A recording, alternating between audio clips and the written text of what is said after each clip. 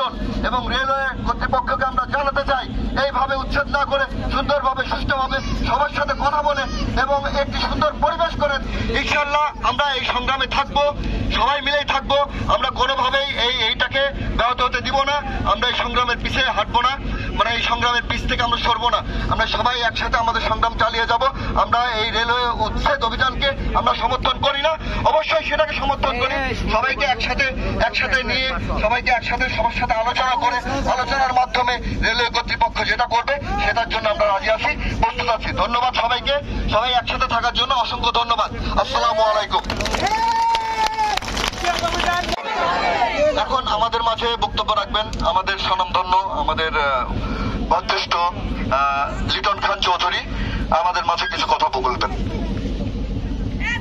বক্তব্য দিয়েছেন, মানুষের প্রাণের দাবি তাতে উচ্চারিত হয়েছে।